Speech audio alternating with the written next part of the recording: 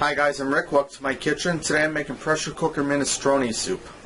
Alright, I'm starting out here in my 8-quart stovetop pressure cooker. And I know I've been using a lot of videos with my electric pressure cooker. I figured I'd use the stovetop one for this one. Now I have a pound of hamburger here. It's 80/20. I'm going to fry this up till it's brown and drain the grease off. And I'll begin to make my soup.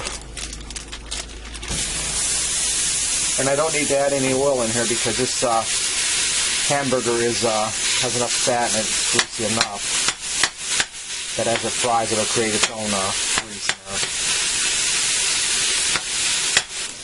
there. Alright, now my hamburger's brown and I drained off the excess grease. I'm going to add in 4 cups of chicken stock or broth. And a little tip to get it to pour out smooth like this is cut a little hole in the top there, because if you don't, then you get this chugging. But if you cut a little hole, it just pours right out. So I'm going to add that in there. Okay. I'm also going to add in some Italian-style diced tomatoes. These have basil, garlic, and oregano in them. This is a 14.5-ounce can. I'm going to add in juice and all. Also going to add in a 14.5-ounce can of stewed tomatoes, juice and all. I have 2 15.5-ounce cans of cannelli beans. I'm going to add them in juice and all. And if you can't get cannelli, Great Northern or navy beans will work for this.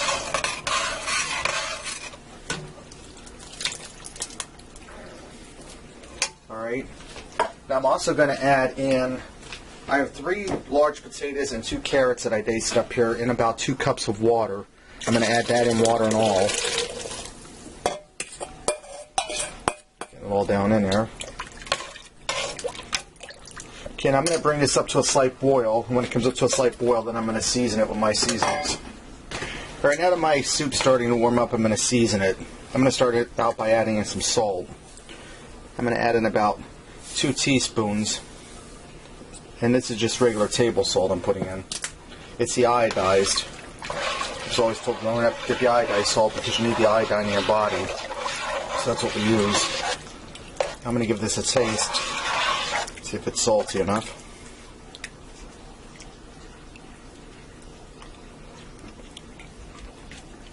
I could use a little more. I'm going to put 2 more teaspoons in.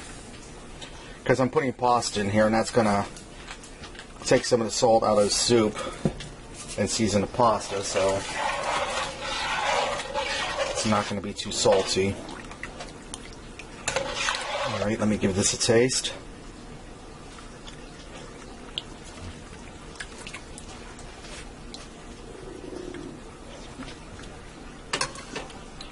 One more teaspoon.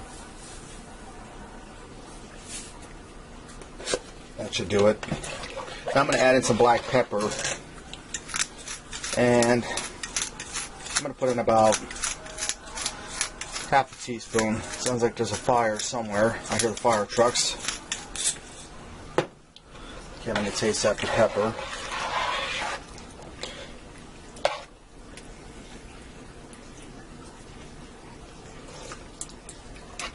Alright, that's tasting good. I'm going to put a little bit of celery seed in here. I'm going to throw about a half a teaspoon in. I'm going to throw in a teaspoon of Italian seasoning, and then after I get all these seasonings in, I'll taste it and see if I need to add any more. I'm going to throw a teaspoon of oregano in here.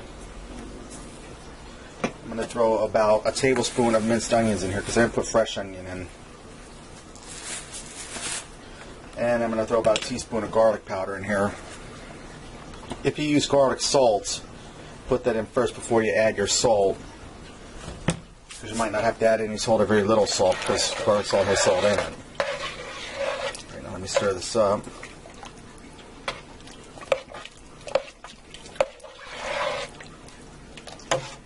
And some of my garlic's caking up on me in here, but I'm not worried about that because once this gets sealed up and pressurized, I'll just pound that apart. Alright, let me give this a taste and see if I have to add anything else to it. Knock these spices off the big spoon there.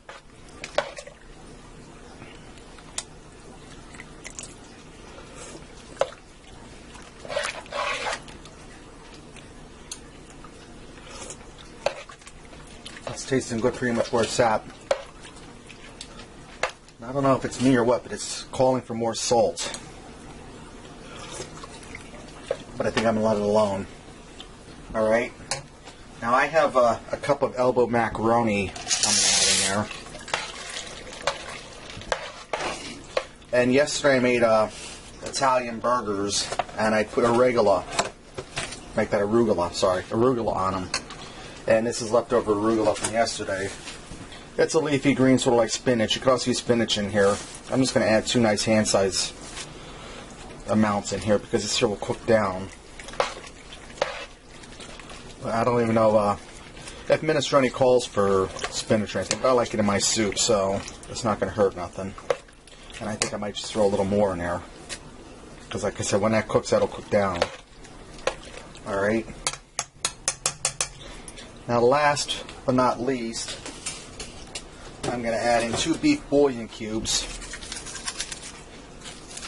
And I'm going to add in some bay leaf. And I'm going to put in about 3 bay leaves.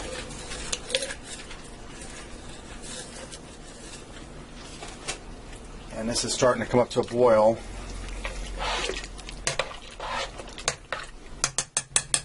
I'm going to seal this up. And I am going to bring this up to pressure. And then when it comes up to pressure, I'll be back. Alright, my pressure cooker is coming up to pressure. I'm going to turn my heat down to medium and pressure cook my soup for 5 minutes. Alright, my 5 minutes are up.